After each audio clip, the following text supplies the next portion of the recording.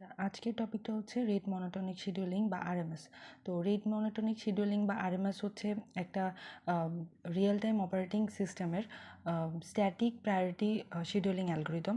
তো এখানে rate monotonic শিডিউলিংয়ের ব্যাপারে বলতে গেলে প্রথমেই হচ্ছে যে আমাদেরকে কোয়েশ্চেনে টাস্ক দেওয়া থাকবে, বেশ কয়েকটা টাস্ক দেওয়া থাকবে, যে টাস্কগুলোর হচ্ছে পিরিয়ড দেওয়া থাকবে, ক্যাপাসিটি বা এক্সিকিউশন টাইম আর হচ্ছে ডেডলাইন দেওয়া থাকবে।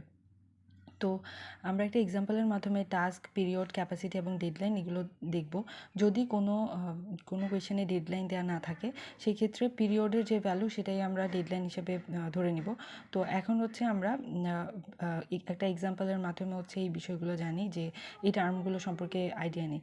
তো এখানে একটা এক্সাম্পল দেওয়া আছে যেখানে আমরা দেখতেছি যে T1 দেওয়া আছে, T1-এ 4 আর 1 দেওয়া আছে। তো 4 আর 1-এর মধ্যে এখানে 4টা হচ্ছে পিরিয়ড আর 1 হচ্ছে ক্যাপাসিটি, আর T2-এর মধ্যে 5 হচ্ছে পিরিয়ড, 2 হচ্ছে ক্যাপাসিটি। একইভাবে T3-এর মধ্যে মানে টাস্ক 3-এর মধ্যে 20 হচ্ছে পিরিয়ড আর 5 হচ্ছে ক্যাপাসিটি।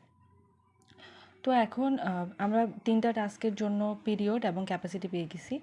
তো এখান থেকে হচ্ছে আমাদের এই সিস্টেমটা কি হচ্ছে যে শিডিউলেবল কিনা সেটা আমরা যাচাই করব।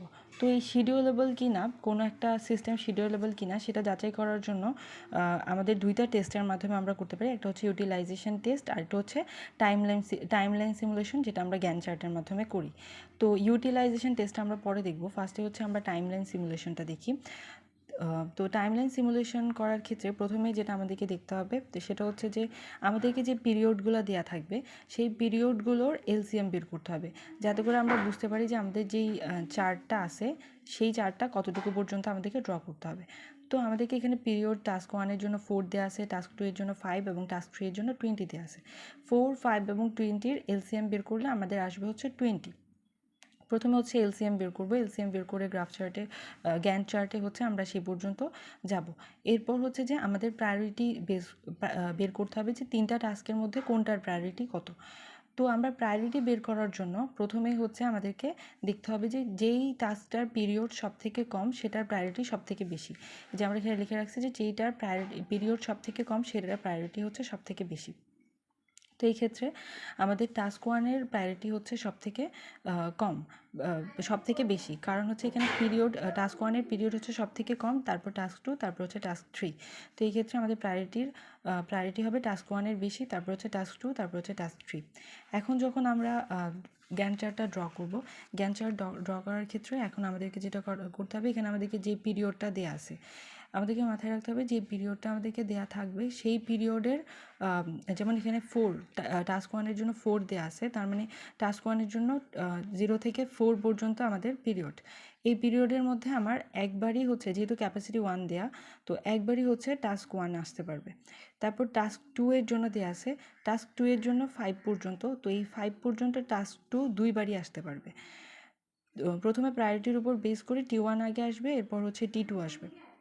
তো এইভাবে হচ্ছে প্রথমে আমরা টাস্ক 1-এর জন্য পিরিয়ড 4 করে রাখবো, যেমন 0 থেকে 4 হচ্ছে টাস্ক 1-এর, তারপর টাস্ক 1 একবারই আসতে পারবে। 4 থেকে 8, তারপর হচ্ছে 8 থেকে 12, তারপর 12 থেকে 16, 16 থেকে 20। তো প্রতিবারই হচ্ছে আমাদের টাস্ক 1 একবার করেই আসতে পারবে এক্সিকিউশনের জন্য, এক্সিকিউট হবে। তারপর T2 এর ক্ষেত্রে আমার 5 করে, তো T2 এর ক্ষেত্রে প্রথম 5 ইউনিটের মধ্যে দুইবার হচ্ছে প্রায়োরিটি বেস করে T2 আসতে পারবে। এরপর 5-এর পরে হচ্ছে যে আবার এই পিরিয়ডের মধ্যে আর আসতে পারবে না, 5 থেকে 10-এর মধ্যে সে আবার দুইবার আসতে পারবে। এরপর 10 থেকে 15-এর মধ্যে সে T2 হচ্ছে আবার দুইবার আসতে পারবে। আবার 15 থেকে 20-এর মধ্যে টাস্ক 2 প্রায়োরিটির উপর বেস করে দুইবার আসতে পারবে। এরপর হচ্ছে T3, যেটা লোয়েস্ট প্রায়োরিটি, তখন হচ্ছে আমাদেরকে T3 করতে হবে। T3টা হচ্ছে যে 20 ইউনিটের মধ্যে সে হচ্ছে 5 বার আসতে পারবে। তো এখন আমরা এটা দেখি যে আমাদেরকে এখানে T1 ফার্স্টে প্রায়োরিটির উপর বেস করে, তো আমার T1 হচ্ছে প্রথমে থাকবে T1। তো T1 আমরা বলছি একবারই থাকতে পারবে, তার মানে T1 0 থেকে 4-এর মধ্যে আর আসতে পারবে না। এবার পরের প্রায়োরিটি হচ্ছে T2। তো T2 হচ্ছে আমার হচ্ছে যে দুইবার আসতে পারবে 5-এর মধ্যে। তো 5-এর মধ্যে দুইবার মানে হচ্ছে আমরা দুইবার হচ্ছে T2 আসতে পারবে। আচ্ছা, এরপর হচ্ছে যে এখন আমার 4 পর্যন্ত যেহেতু আর T1 আসতে পারবে না এই পিরিয়ডের মধ্যে, এবং 5 পর্যন্ত T2 আসতে পারবে না, তার মানে এখানে আমার হবে T3। T3 আসার পর এখন যেহেতু প্রায়োরিটির উপর বেস করে আমার 4 ইউনিটের সময় এই পিরিয়ডটা শেষ হয়েছে, কিন্তু এখন যেহেতু T1-এর প্রায়োরিটি বেশি, তাই T1 আবার চলে আসবে। তো এক্ষেত্রে T1 আসলো এবং T3টা হচ্ছে প্রিম্পট হয়ে যাবে। তারপর T1 আসার পর এখন আমার পরবর্তীতে 5 ইউনিটের ক্ষেত্রে হচ্ছে আমার T2 শেষ হলো, তার মানে এই পিরিয়ডে আমার T2 আবার 2বার আসতে পারবে। তো প্রায়োরিটি যেহেতু T3 থেকে T2 এর বেশি, তাই এখানে আবার T2 আসবে 2বার। আসলো, আসার পর হচ্ছে এখন আমার 4 থেকে 8-এর মধ্যে T1 আর আসতে পারবে না। আবার T2ও হচ্ছে 2বার হয়ে গেছে এই অংশটাতে। এখানে 5 থেকে 10-এর মধ্যে আর T2 আসতে পারবে না, তার মানে এইখানে আমার T3 হবে। T3 আসার পর এখানে 8-এ এসে হচ্ছে আমার এই পিরিয়ডের জন্য T1 একবার হয়ে গেছে, কিন্তু T1-এর প্রায়োরিটি যেহেতু বেশি, তাই আমার এখানে আবার T1 আসবে। T1 এখানে আসার পর এখন হচ্ছে যে আমার T1 একবার আসতে পারবে এই পিরিয়ডের মধ্যে। 8-এর পর 8 থেকে 12-র মধ্যে T1 একবার হয়ে গেছে, তাই এখন আর T1 আসতে পারবে না। এখন T2 আসার জন্য এই পিরিয়ডের মধ্যে অলরেডি 2বার হয়ে গেছে, তাই এখন আর T2 এখানে আসতে পারবে না, এখানে আসবে হচ্ছে T3। T3 এখানে আসার পর এখন আমার T2-র পিরিয়ড এখানে শেষ, তার মানে T2 আবার আসতে পারবে, যেহেতু প্রায়োরিটি বেশি।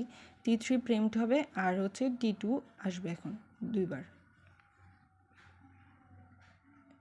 2বার আসার পর এখন এই পিরিয়ডের জন্য এই পিরিয়ড হচ্ছে 15 পর্যন্ত, এবং এই পিরিয়ডের জন্য T2 আর আসতে পারবে না। এখন হচ্ছে আমার T1, যেহেতু প্রায়োরিটি T2 এবং T3 থেকে প্রায়োরিটি T1-এর বেশি, তার মানে এখন এই পিরিয়ডে তো এই পিরিয়ডে হচ্ছে আমার T1 এখন স্টার্ট হইতে পারবে। সো T1-এর পর এখন আবার T1 হয়ে গেল, এবং এই পিরিয়ডে T2 হয়ে গেছে অলরেডি, সো এখানে হবে T3। এখানে হবে T3 হওয়ার পর এখন হচ্ছে আমার T2 এর পিরিয়ড এখানে শেষ, তার মানে T1 আর T2-র মধ্যে T1-এর পিরিয়ড শেষ হবে 16-তে, তার মানে এখানে আমার T2 আসতে পারবে। T2 এখানে আসলে এখন প্রায়োরিটির উপর বেস করে এখন আমার T1 এখানে আবার আসতে পারবে। সো একটা জিনিস নোটিস করি, যেখানে আমার এই পিরিয়ডের মধ্যে 12 থেকে 16-তে হচ্ছে T1 একবার আসে, আবার হচ্ছে যে T2 এখানে শেষ হলে এখানে একবার T2 আসে, প্রায়োরিটির উপর বেস করে এখানে আবার T2 আসতে পারবে। সো আমরা একটু খেয়াল করি যে আমাদের T1 প্রতি 4 পিরিয়ডে একবার আসে কিনা। তো এখানে 0 থেকে 4-এর মধ্যে আমার T1 একবার আসে, আবার 4 থেকে 8-এর মধ্যে আমার T1 আসে একবার, 8 থেকে 12-এর মধ্যে T1 আসে একবার, 12 থেকে 16-এর মধ্যে T1 আসে একবার, 16 থেকে 20-এর মধ্যে T1 আসে একবার। এবার হচ্ছে T2 হচ্ছে 2বার করে প্রতি 5 পিরিয়ডের মধ্যে আসে কিনা। 0 থেকে 5-এর মধ্যে T2 আসে 2বার, তারপর 5 থেকে 10-এর মধ্যে T2 আসে হচ্ছে একবার 2বার, 5 থেকে 10-এর মধ্যে T2 আসে 2বার, আবার 10 থেকে 15-এর মধ্যে T2 হচ্ছে একবার 2বার, আর নাই। এরপর হচ্ছে 15 থেকে 20-এর মধ্যে হচ্ছে T2 একবার 2বার। আচ্ছা, এবং আচ্ছা T3 এর জন্য বলছে যে 5বার থাকতে পারবে 20 পিরিয়ডের মধ্যে। সো 20 পিরিয়ডের মধ্যে 5বার আসে কিনা দেখি, যে T3 একবার, তারপর হচ্ছে 2বার, তারপর হচ্ছে 3বার, তারপর হচ্ছে 4বার, 5বার হয়ে গেছে। সো এই দুটো হচ্ছে গ্যাপ, তার মানে আমার 20 এক্সিকিউশন টাইমের মধ্যে প্রত্যেকটা টাস্ক কমপ্লিট হয়ে গেছে, যেটা আমাদের রেট মনোটোনিক শিডিউলিংয়ের শর্ত ছিল। সো আমাদের টাইমলাইন সিমুলেশনের ক্ষেত্রে যদি আমাদের কোয়েশ্চেন আসে যে কোনো সিস্টেম শিডিউলেবল কি না, সেই সিস্টেমটা শিডিউলেবল হবে যদি সে ডেডলাইনের আগে প্রতিটা টাস্ক কমপ্লিট করতে পারে। তার মানে হচ্ছে যে আমাদের প্রতিটা টাস্ক কমপ্লিট করতে পারছে ডেডলাইনের আগে, এর মানে আমাদের সিস্টেমটা হচ্ছে শিডিউলেবল। তবে আরেকটা পদ্ধতি হচ্ছে ইউটিলাইজেশন টেস্ট। তো দুইটা পদ্ধতি আমরা করতে পারবো। ইউটিলাইজেশন টেস্টের ক্ষেত্রে যেটা, এখানে হচ্ছে যে একটা ফর্মুলা, এটা হচ্ছে টোটাল ইউটিলাইজেশন হচ্ছে RM বাউন্ড টেস্ট হচ্ছে এই পার্টটা, আর এটা হচ্ছে টোটাল ইউটিলাইজেশন। সো আমাদের যদি RM বাউন্ড টেস্টের থেকে এই ভ্যালুটা কম হয়, অর্থাৎ টোটাল ইউটিলাইজেশনের ভ্যালুটা সমান বা কম হয়, সেক্ষেত্রে আমরা বলতে পারবো যে কোনো একটা সিস্টেম শিডিউলেবল।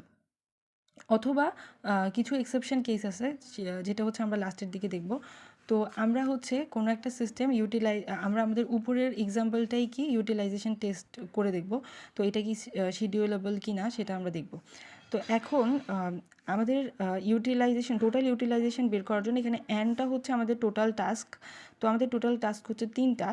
তো এইটার সামেশন বের করতে হবে। তো এখন হচ্ছে যে আমাদের কাছে যে ফর্মুলাটা আছে সেটা হচ্ছে সি, অর্থাৎ ক্যাপাসিটি বা এক্সিকিউশন টাইম, যেটা আমাদেরকে দেওয়া আছে প্রত্যেকটা টাস্কের এক্সিকিউশন টাইম ডিভাইডেড বাই হচ্ছে পিরিয়ড, এগুলোর হচ্ছে সামেশন বের করতে হবে। তো আমাদের প্রথম টাস্কের জন্য ক্যাপাসিটি হচ্ছে 1 এবং পিরিয়ড হচ্ছে 4, তার মানে 1/4 প্লাস টাস্ক 2 এর জন্য 2 ডিভাইডেড বাই 5, তারপর হচ্ছে টাস্ক 3 এর জন্য 5 ডিভাইডেড বাই 20। তো তিনটার সামেশন বের করার পর আমাদের আসতেছে 0.9। এবং ইউটিলাইজেশন টেস্টের আরেকটা পার্টে ছিল হচ্ছে RM বাউন্ড টেস্ট। তো RM বাউন্ড টেস্টের ফর্মুলাটা হচ্ছে আমাদের টোটাল টাস্ক অর্থাৎ n into 2^1 divided by n minus 1। তো এই ফর্মুলাটা ইউজ করে আমরা আমাদের ভ্যালুগুলো বসানোর পর আমাদের মান আসতেছে 0.7798 অথবা 0.78। তো এখানে 0.78-এর থেকে আমাদের এই ভ্যালুটা বড় হয়ে যাচ্ছে, তার মানে কন্ডিশনটা হচ্ছে মিট করে না। ইউটিলাইজেশন টেস্টের ক্ষেত্রে যে কন্ডিশনটা দেওয়া ছিল সেই কন্ডিশনটা মিট করে না, কিন্তু টাইমলাইন সিমুলেশনে মিট করে না, মানে হচ্ছে আমাদের এটা শিডিউলেবল না, অর্থাৎ ডেডলাইনের আগে হচ্ছে যে টাস্কগুলো কমপ্লিট করতে পারবে না সেটাই বোঝাচ্ছে। কিন্তু আমরা যদি দেখি যে আমাদের টাইমলাইন সিমুলেশনের ক্ষেত্রে আমাদের ভ্যালুটা আসে হচ্ছে, আমাদের টাস্কগুলো হচ্ছে ডেডলাইনের আগেই কমপ্লিট করে, তার মানে এই ক্ষেত্রে দেখাচ্ছে শিডিউলেবল আর এই ক্ষেত্রে দেখাচ্ছে শিডিউলেবল না, অথচ দুইটার ক্ষেত্রেই ভ্যালু সেম আসার কথা ছিল। তার মানে যখন ডিফারেন্ট অ্যান্সার আসতেছে সেক্ষেত্রে এটা হচ্ছে একটা কমপ্লেক্স কন্ডিশন। এক্ষেত্রে আমাদের জিনিসটাকে আমরা বুঝবো যে সিস্টেমটা কিন্তু শিডিউলেবল, অর্থাৎ আমরা আমাদের যেই ম্যাথমেটিক্যাল টার্ম ইউজ করছি এক্ষেত্রে আমাদের সিস্টেমটা শিডিউলেবল। তো আমরা এই ক্ষেত্রে একটা নোট মাথায় রাখবো যে যদি ইউটিলাইজেশন টেস্টের ক্ষেত্রে আমাদের শিডিউলেবল না হয় আর টাইমলাইন সিমুলেশনের ক্ষেত্রে যদি দেখায় যে এটা আমাদের শিডিউলেবল, সেক্ষেত্রে আমরা বলবো যে সিস্টেমটা শিডিউলেবল, যদিও এটা ইউটিলাইজেশন বাউন্ড 0.78 অতিক্রম করছে, অর্থাৎ 0.78 অতিক্রম করছি এটার যে ইউটিলাইজেশন বাউন্ড, কিন্তু মোট ইউটিলাইজেশন এখানে হচ্ছে 0.9, মোট ইউটিলাইজেশন হচ্ছে 1-এর নিচে আছে। তার মানে এবং হচ্ছে আমাদের যে টাইমলাইন সিমুলেশন সেটা অনুযায়ী প্রত্যেকটা টাস্ক নির্দিষ্ট ডেডলাইনের মধ্যে সম্পন্ন হচ্ছে, তার মানে আমরা বলতে পারি যে সিস্টেমটা শিডিউলেবল। অর্থাৎ আমরা আমাদের যদি ইউটিলাইজেশন টেস্ট কন্ডিশনটাকে মিট নাও করে কিন্তু 1-এর নিচে হচ্ছে এই ভ্যালুটা থাকে টোটাল ইউটিলাইজেশন, তাহলে আমরা বলতে পারি যে আমাদের সিস্টেমটা শিডিউলেবল। সেক্ষেত্রে আমাদেরকে টাইমলাইন সিমুলেশন দেখাতে হবে।